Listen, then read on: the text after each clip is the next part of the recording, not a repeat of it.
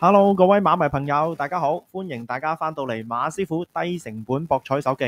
係咪好耐冇見過咁勤力嘅馬師傅呢？咁啊，今日有啲時間啊，咁啊，所以呢就出兩條嘅心水片。咁啊，星期三晚呢9場嘅賽事呢，我覺得有部分場次都有一啲嘅賭頭嘅。咁今次呢條心水片呢，預計都會推介一隻唔係大熱門嘅馬俾大家。咁啊，希望大家中意啊。咁啊，如果大家都中意馬師傅呢個港馬平台嘅，記得訂閱、俾 like 同埋留言支持。亦都歡迎大家加入成為馬師傅嘅 YouTube 或者 Patreon 會員，分享馬師傅嘅賽馬筆記。多謝晒大家先。好，咁事不宜遲啦，今次第二條心水片，咁啊揀咗邊場賽事同大家做分析呢？就揀咗第6場3班1200米嘅賽事。咁佢就係一組小馬場合嚟嘅。咁我賽前呢，即係睇過報名表嘅時候呢，咁啊見到有2隻馬呢，應該都好大機會會被公眾追捧啦。咁啊見到個排位表出埋之後呢，兩隻馬都抽住個靚檔，咁就先講咗呢兩隻馬先。咁嗱，馬師傅就唔係推介呢兩隻馬，咁啊講一講呢兩隻馬。一隻就係3號伊神，另外一隻咧就係5號勇霸龍。咁佢哋分別咧就抽住個3檔同埋1檔。咁如果你話講季內嘅賽績嘅話咧，嗱先講勇霸龍先啦。嗱呢隻馬其實本身由出道至今，長期咧都係阿潘頓騎啦。咁啊結果到而家啊喺香港上陣咗咁多次賽事，14次咧，未甩過頭6名嘅，即係未甩過頭6名。咁所以其實呢隻馬都算係一隻即係幾忠心準成嘅馬。咁其實曾經咧季初有段時間咧，就喺呢個田草同埋谷草嘅1200米叫做揾到個出路。咁但係近3場賽事咧，又轉翻過去田草1400，似乎咧就唔係好啱發揮，即係始終爭啲啦。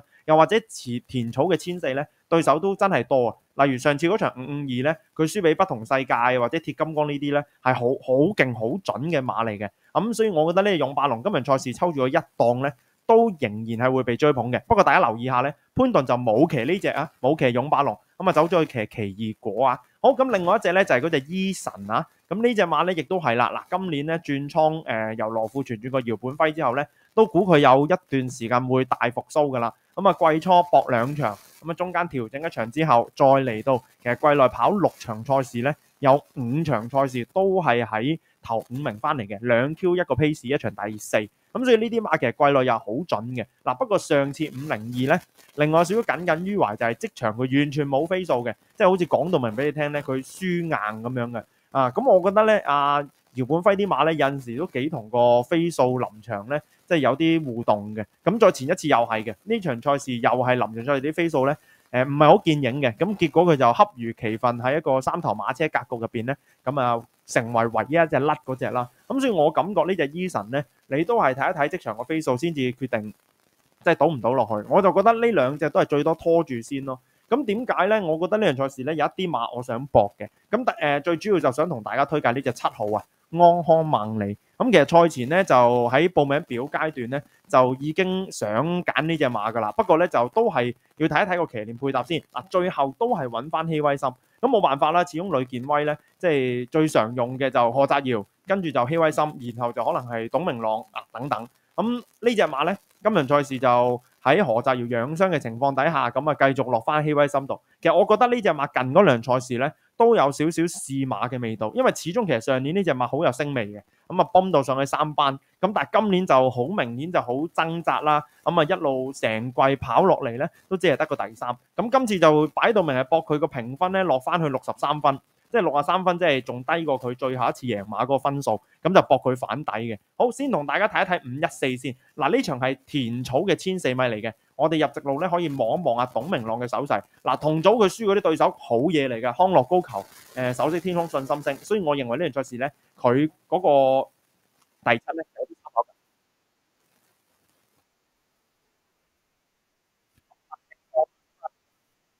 緊3咁啊，呢隻就係安康萬里啦。咁啊早段快閘，不過慢慢咧就捉到落尾度。咁啊當然啦，呢隻馬本身都唔係一隻一定要前置嘅跑法嘅馬匹嚟嘅。咁所以你見到阿董明朗咧捉住佢後邊都無可厚非嘅。咁但係轉入直路，大家可以留意住呢隻馬嗰個走位咧，就枕住都係跟馬尾。咁啊直接跳去轉入直路之前嘅一段啦。咁前面咧隻康樂高球就控制住個步速啦。咁啊真金奪冠就咬住喺個第2位。咁嗱，同組追得最勁咧，就應該係而家拉出去外碟嘅首飾天空，喺佢入邊咧，仲有隻信心星嘅。嗱，但係而家咧就跟住一個信心升。嗱，你見到騎師咧就冇積極咁樣移出去中外檔，咁啊嗱呢一度咧就跟住就安康萬里，咁跟住就信心升，咁前面隻馬就片嚟片去啦。嗱，首飾天空衝順，信心升衝順，去到直路最後200米仲分緊疆，分嚟分去。嗱呢度真係望空，嗱隻馬肯標嘅，嗱你見到隻馬咧都即刻有翻個衝勢俾你。你話係咪好強咧？唔敢講，但係嗰日其實唯一一隻咁樣蝕住外碟，臨尾識衝上嚟嘅馬係首飾天空啫。咁最後嗱呢個第七咧，我自己認為已經係值得跟進住噶啦。咁啊跑完呢場賽事之後，上次轉過嚟谷草1200米，嗱抽住有12檔，即場啲飛數咧我就仍然都有拖翻住佢嘅，因為我覺得呢啲馬咧其實佢個評分隨時都得噶啦，隻馬嘅實力就已經擺咗喺度，不過就要睇嗰個形勢賽事嘅形勢。咁嗰一日咧都仲係好利啲前置馬嘅，即係你見到天竺貓啊、樂勝天下，基本上咬到靚位嗰啲咧，入直路都好難斷。追得最好嗰隻咧都係喺入邊攝嚟攝去嗰隻雪勇神區，有冇記錯？係啦，咁大家就一齊望一望咧呢場賽事隻安康萬里喺希威森嘅發揮之下點樣跑法。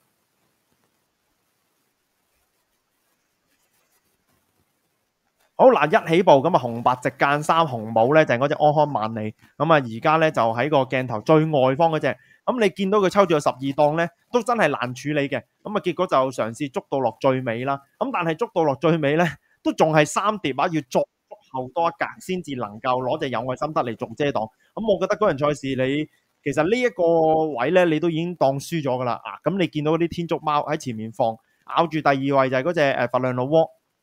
咁啊，然後無限美麗跟住中間嘅位置啦。嗱呢個時候包尾嗰隻安康萬里有少少油馬可 feel 嘅。咁嗱，大家又睇轉入直路之前咧，邊啲馬係積極嘅？例如太易穩啊、雪勇神區呢啲喺內欄度攝下咪積極咯。呢場賽事最後就係貼欄4重彩啊，即係天竺貓、樂勝天下、太易穩同埋雪勇神區。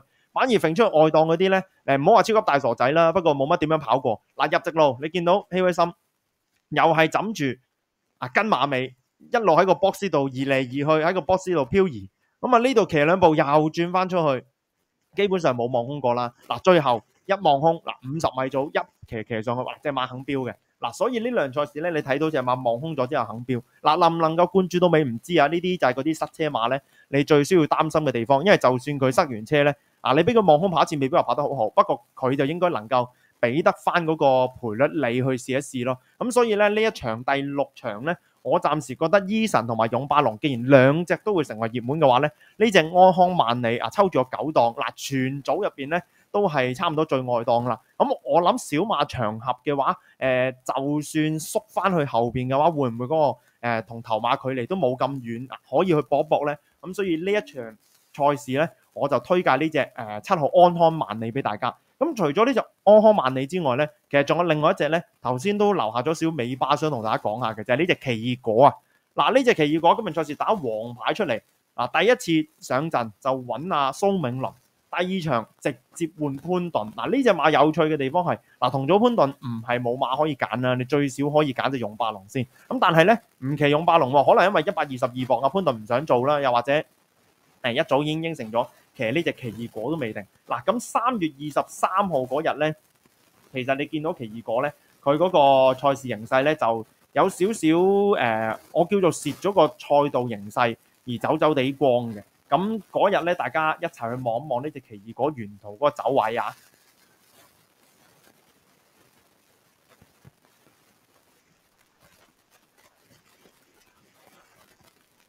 好嗱，一起步咁啊，63黃帽2號咧就係呢隻奇異果啦。嗱，其實隻馬有啲前速㗎，好快已經咬到一個幾唔錯嘅位置。不過咧，當日入邊啲馬就一路頂住佢，所以佢係3碟。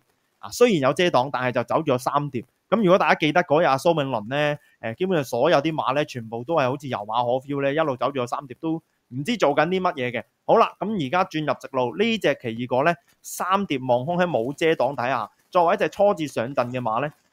我覺得嗰日其實嗰個沿途走位都真係相當之蝕嘅啦，而同組就算追得好嗰隻真心傳奇都要莫喺個內欄度攝嚟攝去。好，大家望一望呢隻63奇異果，仲係有啲生嘅，啲腳咧你見到咧出得唔係好齊啦，片嚟片去嘅。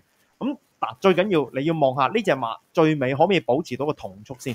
咁我見蘇銘倫咧喺外邊係咁 keep 住打喎，keep 住騎喎。即係代表咩咧？話佢就覺得隻馬應該係有嘅，咁但係咧臨尾追上去咧，蝕咗個場地形勢啦，愛馬仕就放到啦。咁嗱，愛馬仕最後再出都仲係好。咁如果最後呢幾步捉翻上嚟，跟翻住個主馬群翻嚟咧，我覺得嗰場賽事雖然你話跑第九啊，以一隻初出馬跑田草3班1200米，仲有一個唔係幾有利形勢底下，即係跑呢個第九咧，我覺得還可以喎。嗱，希望呢隻奇異果唔係蕭人生翻版啊，唔係嗰啲沈集成咧，即係一啲叫做走光馬，然後就一轉谷草換潘頓啊，成為熱門之後咧就唔出閘啊。咁啊呢隻奇異果我希望就唔好啦。咁但係咧，如果你話配腳嘅話咧，安康萬里我就觀察咗2場啦，奇異果就上場賽事就係咁依望一望過啦，咁我覺得都可以拖翻住腳嘅。咁所以呢條心水片最後啊，嗱，如果簡單啲嘅獨贏位置4月16號，我就推介第6場7號安康萬里 Win Pay。咁如果真係要玩連贏位置 Q 攞啲配腳嘅話咧，咁我就會攞2、3、5、3匹嘅。咁飲杯唔係Eason同埋勇霸龍應該就係熱門嚟嘅。咁奇異果就應該會係一隻半冷門啦。咁啊有潘頓喺度，始終都唔會話太冷嘅。咁所以暫時就去到呢度先啦。咁啊今次呢條心水咧，咁啊唔知大家同唔同路啦。咁啊如果同路嘅真係嗌，咁啊就算輸咗咧都唔好怪馬師傅啊。好，咁啊多謝大家聽馬師傅呢條心水片去到最尾。咁我哋之後再見，拜拜。